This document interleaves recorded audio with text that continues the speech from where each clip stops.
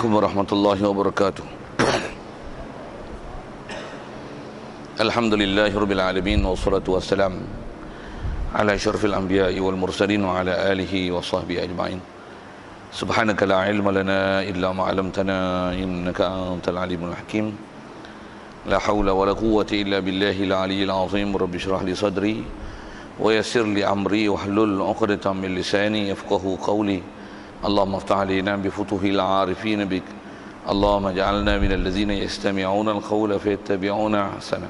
Allahumma 'allimna mimma jahilna wa anfa'na bima 'allamtana wa zidna 'ilman nafi'a ya rabbal alamin.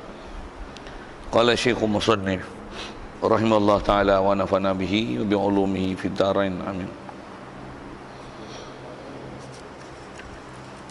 Kita di muka surat 5. Kata Musannif rahimahullah ta'ala,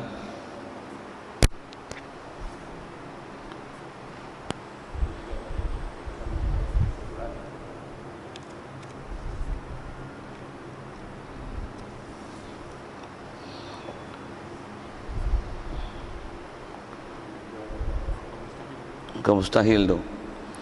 Kata Musannif rahimahullah ta'ala,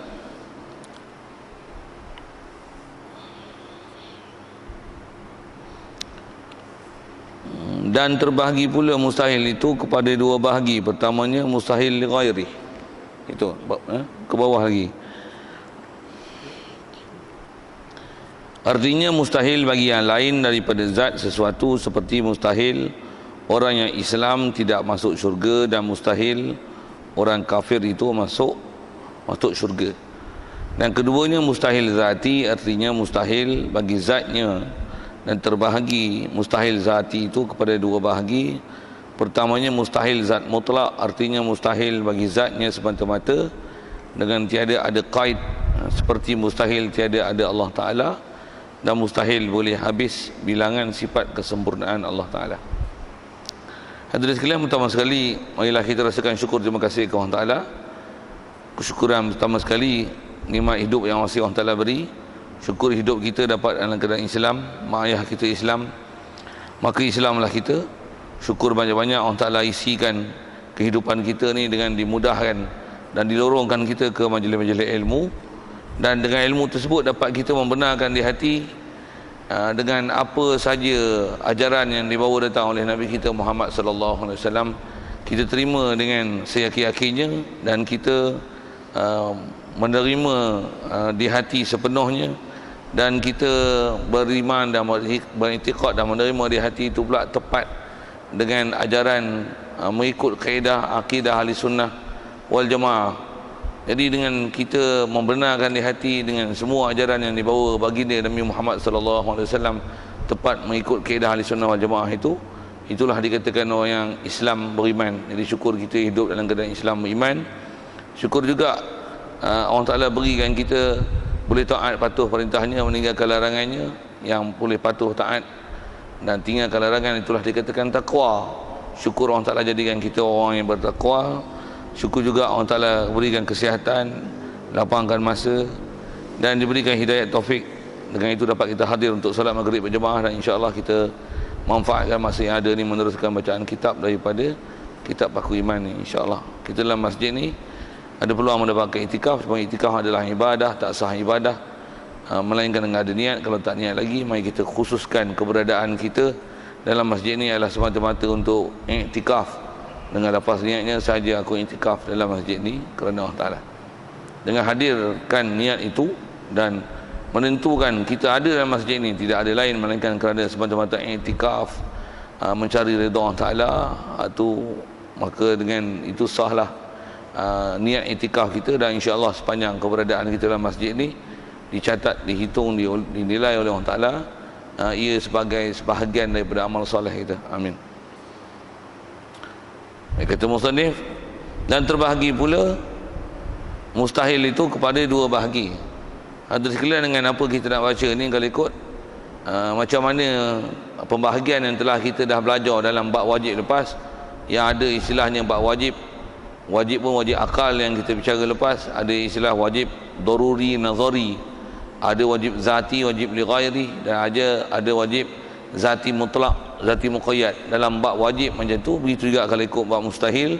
Mustahil pun ada pembahagian begitu. Ada mustahil namanya wajib mustahil zati, mustahil daruri dan mustahil nazari. Jadi yang ni kalau ikut bahagian yang seterusnya dia nak sebut dalam membahagikan hukum akal dalam bab mustahil, yang dia kata terbahagi juga. Bahasa lama ni kalau terbahagi pula ni bahasa Arab, bahasa Melayu lama, bahasa Melayu sekarang ni adalah juga pula. Kalau ulama dulu memang kalau di sebuah kitab dia akan tulis pula tu maksudnya masuk zaman kita lah ni juga. Baik, jadi terbahagi mustahil pula maksudnya terbahagi juga. Mustahil itu kepada dua bahagi. Pertamanya dipanggil mustahil li ghairi. Jadi macam mana definisi lepas bila sebut mustahil ni, mustahil akal, dan bila sebut mustahil maksudnya perkara ni impossible, akal tak boleh menerima kenyataan tersebut, dan tak mungkin perkara ini dinisbahkan pada Allah Ta'ala. Pasal perkara itu atas nama mustahil akli, dan mustahil dia bukan dia diri sendiri dia adalah perkara mustahil, tapi mustahil li ghairi namanya. Jadi dikatakan mustahil li ghairi itu pasal dia mustahil dengan sebab ada perkara lain yang menyebabkan berlakunya kemustahilan perkara itu. Baik, disebut istilah, ada istilah mustahil li ghairi yang dulu kita pernah jumpa, wajib li ghairi. Dari segi definisi dan pembahagian tu, cara nak mensyarahkan dia sama, cuma dulu kita bicara dalam bab wajib, yang ni bicara bab mustahil pula. Baik, contoh dia bagi macam mana pun dia bagi terjemah sekali lalu. Mustahil li ghairi ini maksudnya mustahil bagi yang lain daripada zat sesuatu. Itu diterjemah betul-betul sebiji pada Arab tu. Mustahil maksudnya perkara tak mungkin berlaku bagi yang lain daripada zat sesuatu. Maksudnya zat sesuatu, diri satu perkara itu, diri perkara itu tak wajib, tapi dia wajib. Ni wajib. Dia mustahil dengan sebab perkara lain. Maksudnya kalau pandang pada sudut hukum, dan hukum tu hukum akal, perkara yang dia akan bagi contoh ni nanti, asalnya perkara ini bukan mustahil, tapi dengan sebab ada perkara lain maka jadi mustahil lah ia. Okey, tengok contoh diberi. Seperti mustahil orang Islam tidak masuk syurga. Orang Islam tak masuk syurga, mustahil. Kita belajar bab wajib dulu, contoh yang serupa juga dia beri. Orang Islam wajib masuk syurga. Dan kita ada bicara dulu bila sebut kata orang Islam wajib masuk syurga, orang Islam mustahil tak masuk syurga. Atau faham ulama Islam yang kita maksudkan ni, dan apa yang dimaksud oleh ulama orang Islam yang masuk syurga ialah orang Islam yang memenuhi kriteria dan cukup syarat dan prasyarat untuk melayakkan diri masuk syurga. Baru orang Islam ni masuk syurga. Orang Islam yang tak memenuhi syarat untuk masuk syurga tak masuk syurga. Ada ke orang Islam yang tak layak masuk syurga? Boleh ada ke orang Islam yang dia ni tak cukup syarat masuk syurga? Ada? Sekali lalu kalau sebut dengan apa hukum yang dah sedia maklum dan sedia ada kat kita, kalau tak ada dengan elok, apa dia? Antara orang Islam yang tak boleh masuk syurga ialah orang Islam yang mati dalam keadaan tak Islam. Walaupun dia beranak di kalangan orang Islam, tapi pasal jahil tentang Islam, ada benda yang menyebabkan terkeluar daripada Islam. Sama ada terkeluar tu dari segi i'tiqad dia, terkeluar tu dari segi percakapan dia, terkeluar tu dari segi sudut perbuatan dia, dan dia tak pula bersyahadah lain dengan menarik balik apa benda yang menyebabkan terkeluarnya dia daripada Islam. Yang ni hukum orang Islam yang tak cukup syarat, dia mati pula dalam keadaan terbatalnya Islam dia itu. Orang Islam macam ni tak cukup syarat untuk masuk Islam, untuk masuk dalam syurga. Bahkan masyhur dengan kaedah ahli sunnah wal jamaah, orang macam ni matinya mati kufur, bahkan asal daripada Islam. Bila dia kufur namanya murtad, na'udzubillahi min zalik, dia akan masuk dalam neraka selama-lamanya, tak keluar-keluar dah. Sekali lalulah kata siapa dia orang Islam yang tak masuk syurga tu. Jadi kita bicara orang Islam ni orang Islam yang cukup syarat lah atas nama Islam.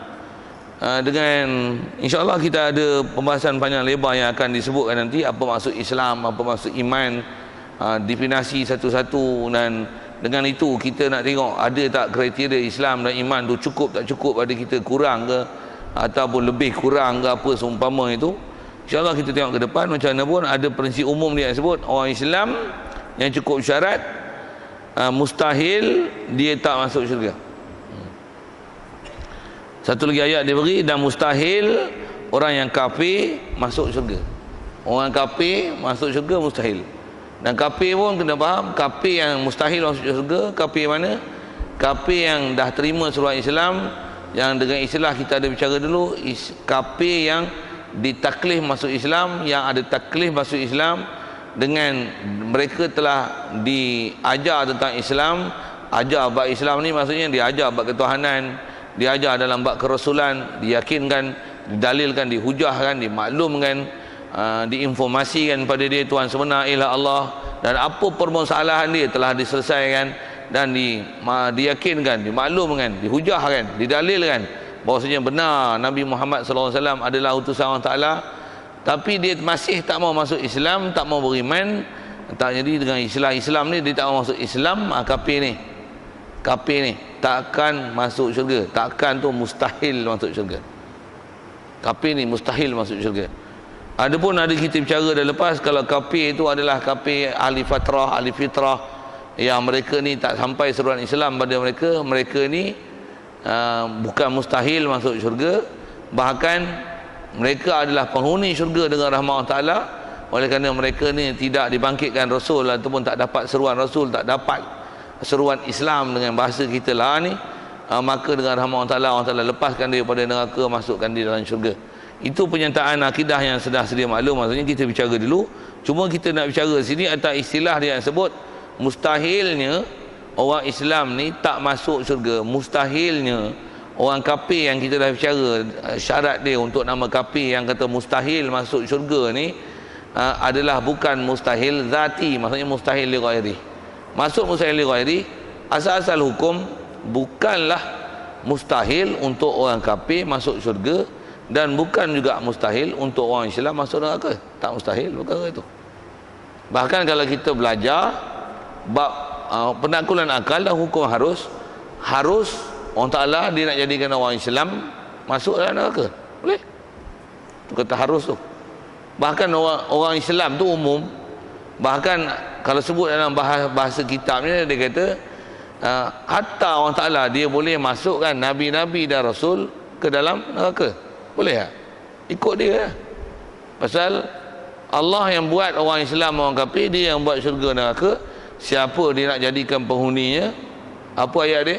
Ikut dia. Memang ikut dia. Jadi pandang pada ikut dia tu. Jadi bukanlah mestinya orang kafir masuk dalam neraka. Bukan wajib.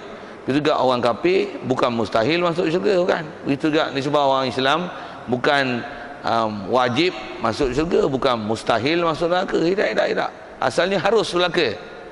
Tetapi dengan ketentuan Allah Ta'ala, pasal keputusan yang Allah sendiri yang janjikan, dia dengan Nabi dan Rasul yang diutus, semua Nabi dan Rasul yang diutus datang menceritakan dengan akidah ini. Apa dia? Allah Ta'ala memang jamin setiap orang yang beriman syurga, mati dalam keadaan beriman, Islam, syurga kekal abadi selama-lama. Kalau sampai surah Islam tak mau masuk Islam, degil dengan Islam, bahkan lawan Islam, mati itu mati kufur, memang tak akan masuk syurga, bahkan mustahil masuk syurga, kekal abadi dalam neraka, kekal abadi selama-lama. Jadi keputusan orang Islam ke syurga, orang kafir ke neraka adalah keputusan Allah yang menjanjikan perkara tersebut. Nisbah Allah nak buat harus, tapi pasal tu janji, di atas dia janji, dia pula tak memungkiri janji, maka mustahilnya perkara itu adalah mustahil li ghairi. Mustahil li ghairi. Yang ni ada benda asas yang bagi rasa saya kalau sebab kita biasa dengar bahas dalam bab akidah, benda ni mudah lah, tak susah mana lah. Macam mana pun cuba kita apply tengok, mustahil li ghairi dengan asalnya dia adalah harus dan mungkin, tapi berdasarkan janji dia adalah mustahil. Misal, boleh tak orang Ta'ala kiamatkan dunia ni esok? Boleh tak? Boleh. Siapa boleh tak? Ikut dia nak pergi kiamat bila tak? Okey, siap. Jawapan bagus. Kiamat tak esok?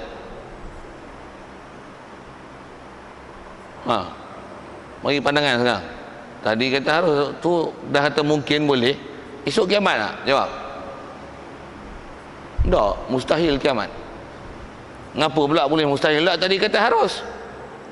Hukum asal harus. Tapi berdasarkan faktor janji, cause effect. Apa lagi cause effect kita bicara ni?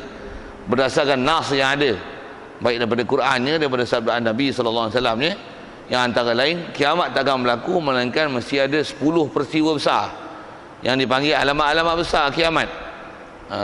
Tak akan berlaku kiamat melainkan dengan perkara itu. Confirm esok tak kiamat. Tak percaya tunggu esok. Dan kita i'tikad lah tu, yakin lah tu. Macam mana boleh yakin? Tadi kata harus pandang hukum asal. Itu adalah harus asal hukum asal. Jadi mustahilnya kiamat esok adalah mustahil dirayati. Boleh? Itu ke kiamat, sedang je. Begitu juga kalau sebut, boleh tak Allah Ta'ala bangkitkan Rasul? Nisbah bangkit. Dia bangkitkan Rasul di kalangan orang Melayu untuk menghilangkan perpecahan yang ada di kalangan Melayu sekarang. Boleh tak? Saya tanya boleh tak? Boleh tak? Boleh tak? Ikut dia nak bangkit tak bangkit? Tak ada tak esok ke lusa ke tahun depan ke Rasul Melayu ada tak? Siapa dakwa Rasul Melayu kafir Syiah? Pasal apa? Mustahil akan ada Rasul selepas Nabi kita Muhammad SAW. Tu kita apply hukum akal tu. Yang ni yang kata ulama dulu dia ajar tu, walaupun benda simple, kitab sebesar sesize ini, pembahagian adalah Mufi baca muka itu tak. Baca ni, tapi cerdik best. Apa saja isu boleh jawab. Tahu saya sebut itu antara isu kiamat dan isu Rasul. Kapal terbang M370 boleh Allah Ta'ala timbulkan kat laut mana-mana, boleh tak? Boleh tak? Soal, timbul tak? Nampak tak timbul? Mustahil timbul. Kalau disebut faktor sabab, faktor sabab pun kita sebut faktor sabab adat. Kapal terbang besi weh. Bukan plastik, bukan gabui. Kalau kata dia besi pun mesti ada faktor yang menimbulkan dia di permukaan air. Mesti ada faktor yang menimbulkan dia. Kalau tak ada besi tenggelam, tak timbul. Tak timbul. Cuma yang tu dia bukan hukum akal, dia hukum adat. Dia hukum adat.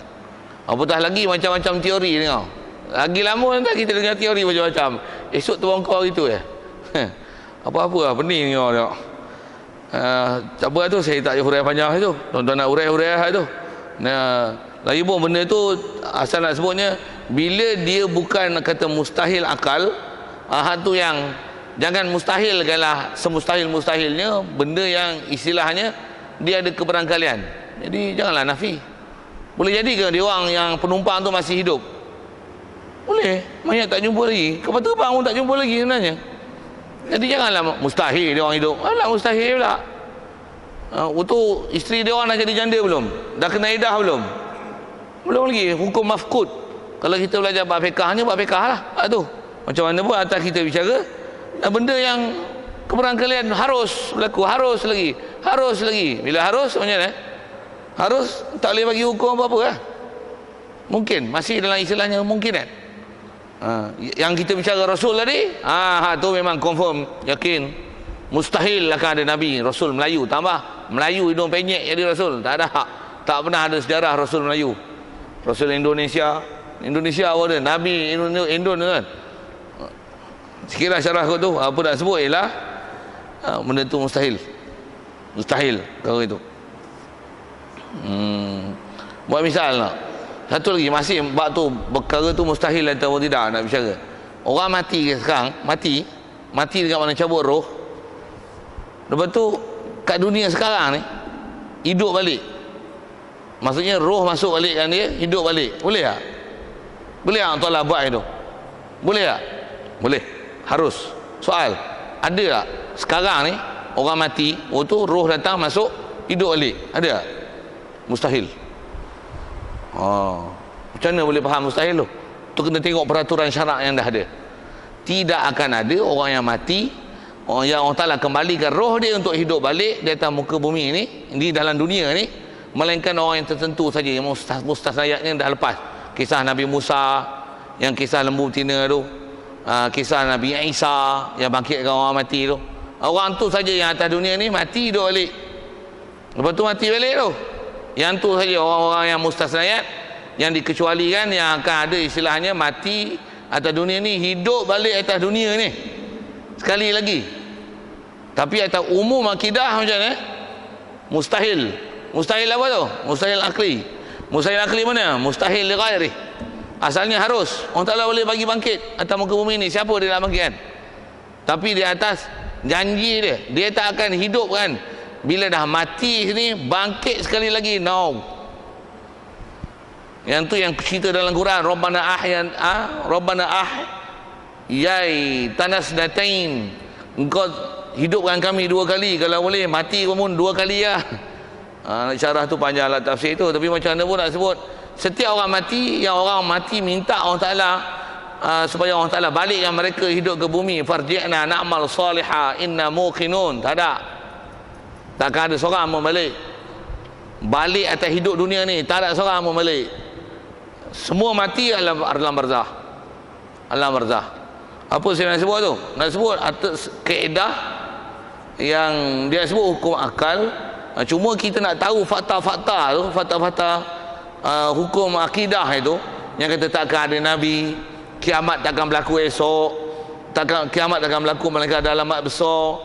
Lepas tu orang yang dah mati atas dunia ni, dia tak akan hidup semula atas dunia ni sekali lagi, melainkan orang-orang yang telah dulu ada nas dia dan pengecualian dia.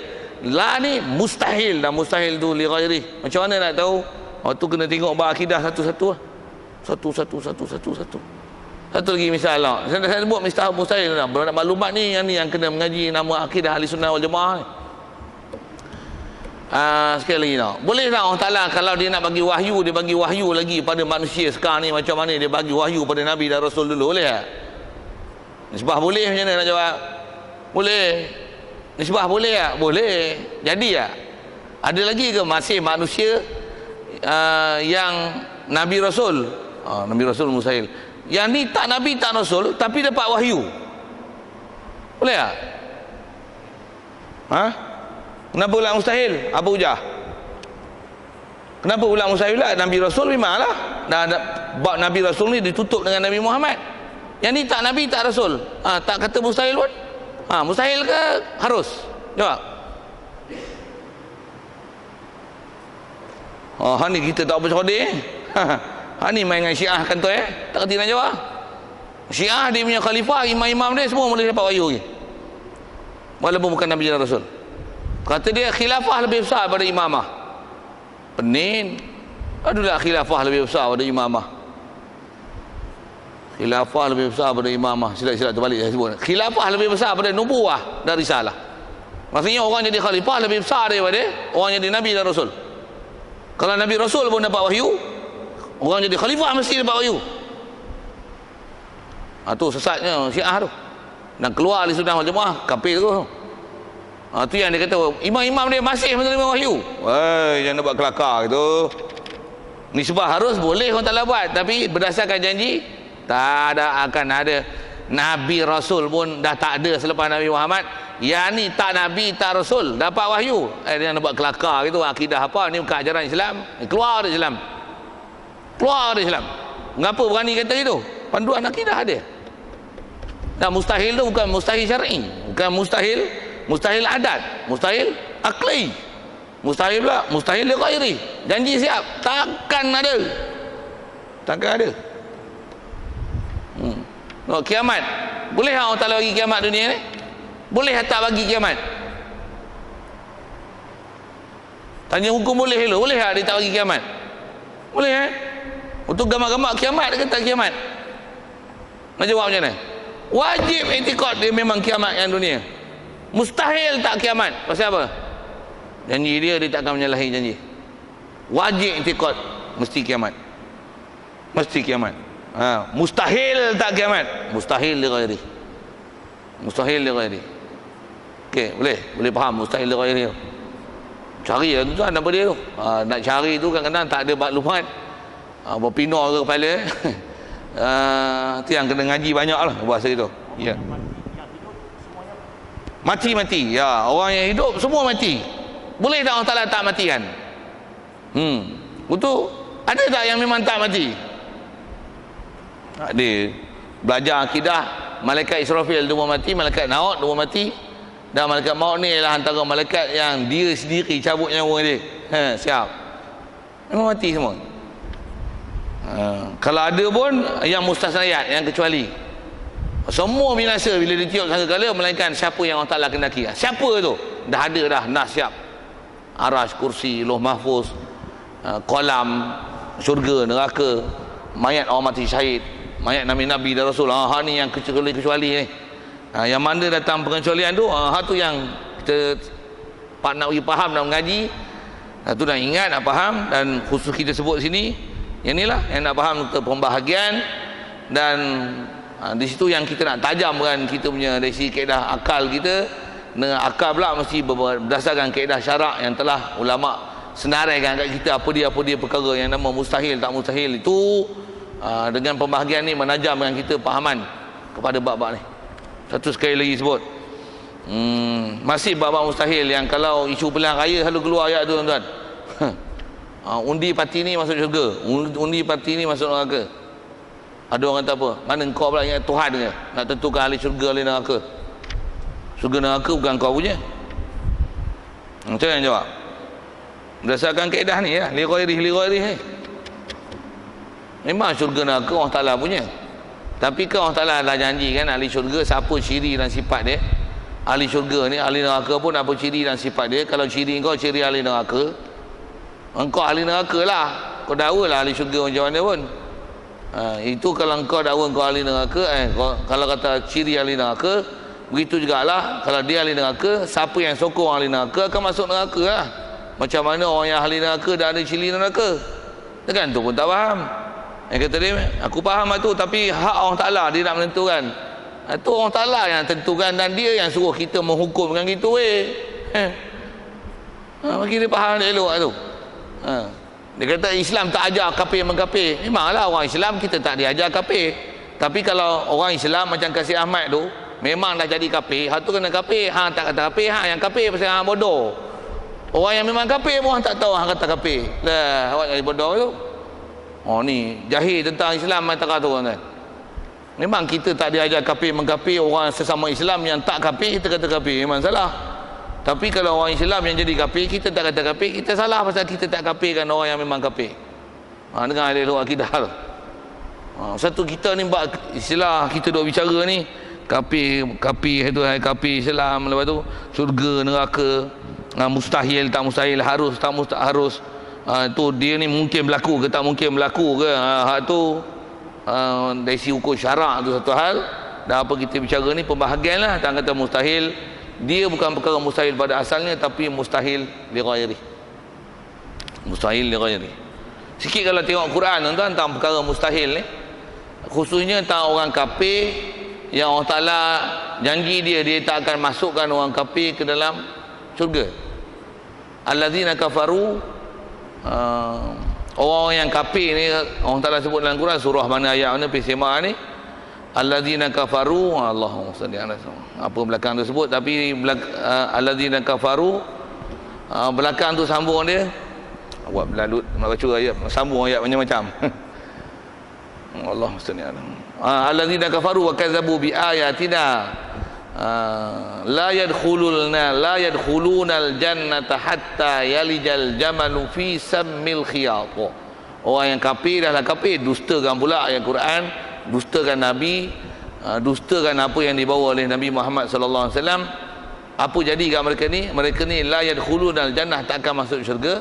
Bandingkan Allah Ta'ala buat kata mustahil tu, mustahil ni li ghairi ni, mereka tak akan masuk syurga.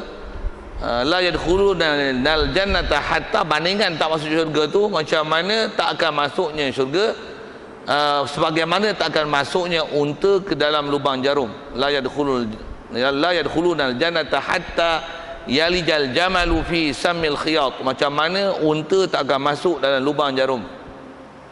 Kalau atas pembahasan ulama dia kata unta benda besar, jarum, lubang jarum benda kecil.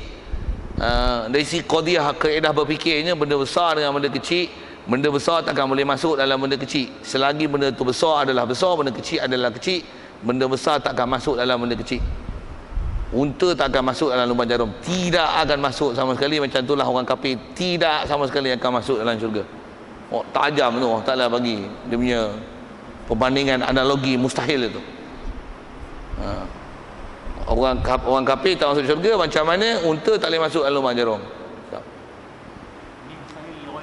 Ya, mustahil li ghairi. Dan Allah Ta'ala buat bandingan tu dengan mustahil akli kan.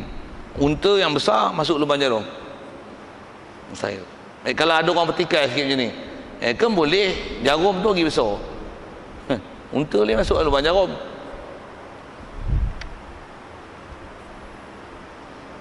Itu adakah itu satu kaedah berfikir memungkinkan orang kafir masuk syurga? Tak. Kaedah ulama kita jawab macam mana kan? Kata apa? Selagi unta saiz unta, jarum saiz jarum, mustahil. Adapun jika jarum itu dibesarkan lebih besar daripada unta hingga unta boleh masuk lubang jarum, itu bukan mustahil, itu harus. Pasal apa? Pasal unta sekarang dah jadi benda kecil, jarum dah jadi besar, benda kecil masuk dalam benda besar, itu tak mustahil. Asal qadiyah hukumnya benda besar masuk dalam benda kecil, itu adalah hukum akal, dan pernyataan tu tak akan bercanggah. Apa dia? Benda besar, selagi besar adalah besar, yang kecil adalah kecil, benda besar tak akan masuk dalam benda kecil. Ulama kita bahas dulu tuan-tuan bab ni, habis. Orang kata jelas, orang kata dah jelas, lampu spotlight lah tu. Bukan satu penjuru, sejuru pun 40 lampu, 4 penjuru, 160 lampu suluh, tak ada bayang. Sikit lah nak sebut, dan kata syarahan mereka dalam menguraikan benda-benda macam tu sangat terang, jelas. Baik, macam mana pun saya nak ke sana tu pasal nak sebut ada format yang Allah Ta'ala tunjuk dalam Quran nak menunjukkan mustahil li ghairih ni.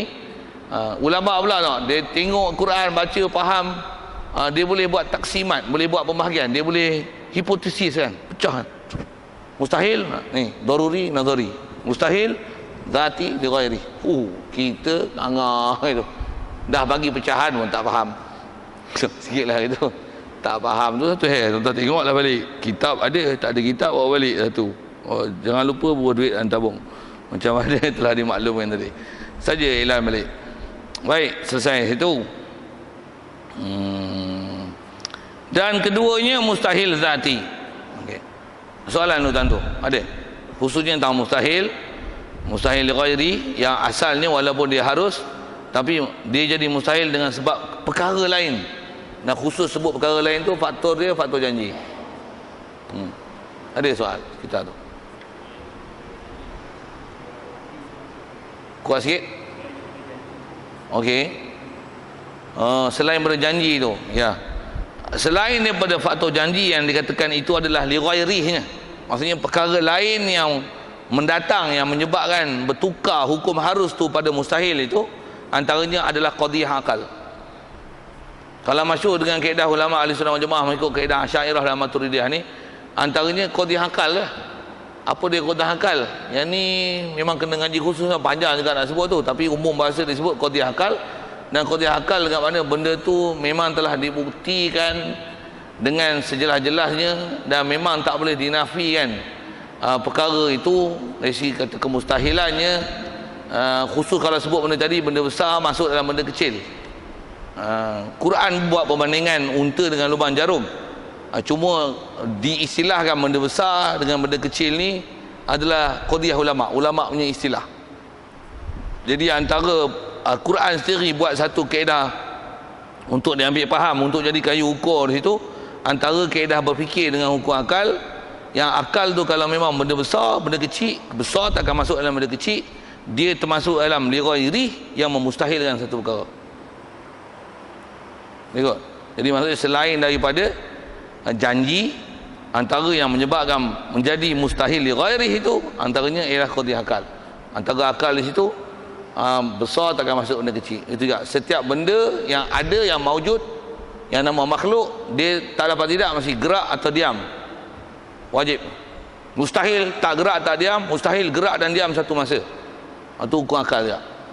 Jadi yang umumnya disebut qadhiyah akal. Yang antara qadhiyah akal tadi benda besar kecil, dan setiap benda yang maujud, yang makhluk, terdapat tidak mesti gerak diam, mesti isi ruang. Tu pendetilan dia panjang kalau nisbah syarah ulama tu. Hukum adat dan sebab kalau nisbah hukum akal harus. Kalau terbang hilang banyak tu, boleh jumpa tak? Boleh. Boleh tak jumpa tak? Boleh. Harus. Dia tak masuk dalam bab mustahil ni. Kalau ada pun mustahil adat. Mustahil adat dalam hukum akidah, dalam bab hukum akal, dia adalah harus akal. Kayu jadi unsur tumbuhan jadi haiwan. Boleh tak? Tumbuhan jadi haiwan. Ni kayu tumbuhan tak? Unsur tumbuhan ni. Boleh tak? Jadi badak. Boleh tak? Tak boleh. Dengan fatwa adat mustahil. Kayu takkan jadi badak. Kalau ayatnya unsur tumbuhan takkan jadi unsur haiwan. Kata fatwa adat gelebok jadi gitu, gelebok jadi gitu, tak ada hak. Tapi kalau buat penelitian dan analisa, nak sebut hukum adat ni kan, sebenarnya unsur tumbuhan memang boleh bertukar jadi haiwan, dan sebenarnya kita tengok dengan mata kepala kita memang begitu banyak haiwan yang datang daripada tumbuhan, cuma dia dengan ada proses dan take time. Apa dia? Ayam, telur ayam main mana? Main ayam lah. Ayam makan apa? Antara makanan dia tumbuhan lah. Walaupun antara yang makan benda yang tak tumbuhan pun dia makan. Kalau makan daging pun, daging main lembu, dia makan daging lembu. Katalah ayam makan lembu. Habis lembu dah mati dah, potong-potong cincang dia makan saja-saja, pergi patuk lembu tak biasa jumpa ayam patuk lembu. Sikit ayat-ayatnya tu, kalau tuan-tuan tak faham tu, follow balik apa kita sebut ni. Dia makan daging, lembu main mana? Main pada tumbuhan. Jadi sebenarnya elemen tumbuhan bertukar menjadi haiwan tu, tapi dengan proses. Rumput jadi daging lembu, lembu ayam makan jadi daging, jadi darah, jadi mani dia. Waktu berlaku persenjawaan jadi telur, telur tu ngeram, jadi baby. Baby ayam lah. Main mana? Tumbuhan. Tumbuhan boleh jadi haiwan dengan proses. Jadi itu hukum adat. Mustahil tanpa proses, mustahil adat. Akal kata apa? Harus. Itu yang tongkat Nabi Musa boleh jadi ular. Kenapa kita kata boleh? Boleh pasal boleh, benda tumbuhan boleh jadi haiwan, bukan mustahil. Cuma adatnya tongkat lontak atas tanah jadi ular, pelik tu, menyalahi adat. Tapi bukan mustahil akal. Macam mana pun nak syarah tu agak banyak, tapi nak sebut tentu lah. Jadi maksudnya benda yang mustahil adat bandang dengan akal, dia lah harus. Begitu juga yang wajib adat. Pada adat dia wajib, tapi pada akal masih hukum harus. Makan banyak kenyang, betul ke? Bukan sepinggan tuan, 10 pinggan. Dia kenyang tak? Kenyang gila ya, muntah hijau. Ni 20 pinggan makan tak kenyang, harus. Tapi adanya mustahil. Jatuh kapal terbang Bofi 40,000 kaki, terempas bukan dalam air, atas darat. Pula tu bukan jatuh macam ni,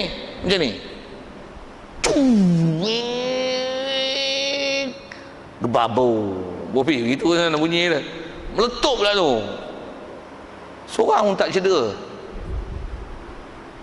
Apa tu? Mustahil adat, harus akal. Itu yang Nabi Ibrahim tak terbakar. Orang nak pergi ke api pun tak boleh. Nak sebut tu ada hukum adat dan hukum akal situ lah. Yang asal fakta dia, setiap yang mustahil adat ataupun wajib adat, nisbah hukum akal harus.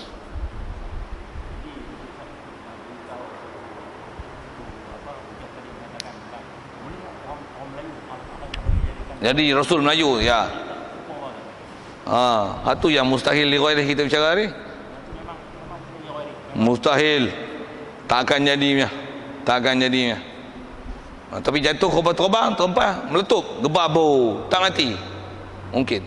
Pasal tak ada nas kata harus. kata mustahil tu. Mustahil akal tu tak ada. Dia mustahil adat je. Tapi nak berlaku boleh.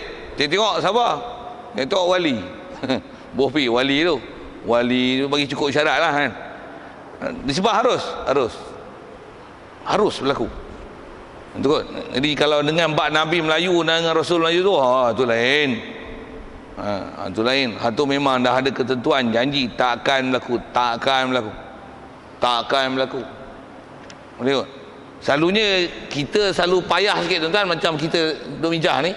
Masalah Nabi, masalah kita sebut makan kenyang. Satu keupayaan yang zaman lah ni kita dah tak diajar, dan tambah pula kita tak belajar mengikut format ulama kita ajar dengan cara ilmu dulu lah. Kita turah dulu. Antaranya keupayaan adalah kurang upaya menilai hukum adat dengan hukum akal. Dia tak ada kepakaran dia. Tak boleh beza adat dengan hukum akal. Kadang-kadang hukum adat pun dia kata akal. Hukum akal tu dia kata adat. Ini yang masalah. Saya sebut misal. Contoh nak hukum akal ke hukum adat? Allahumma salli ala sayyidina Muhammad. Bagi tempat yang tuan-tuan boleh compute sikit. Kalau bagi soalan mudah sangat, tuan-tuan gelak je jawab tu.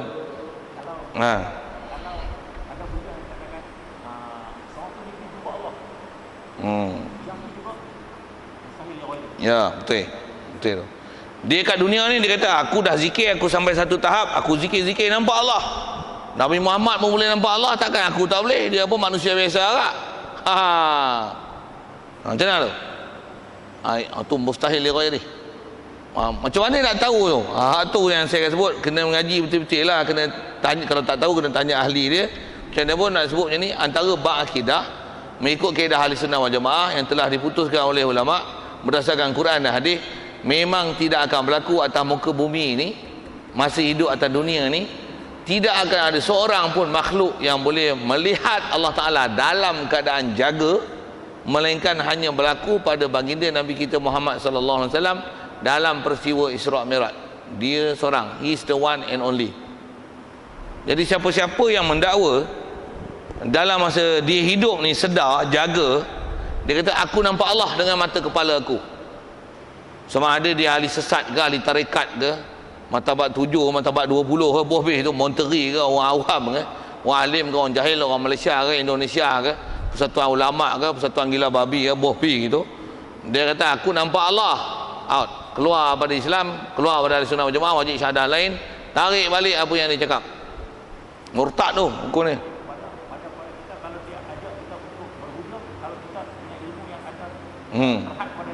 Okey. Kalau tak reti hujah memang kena lari lah. Bagi pening lah. Macam mana pun boleh lawan tu kalau cakap tu.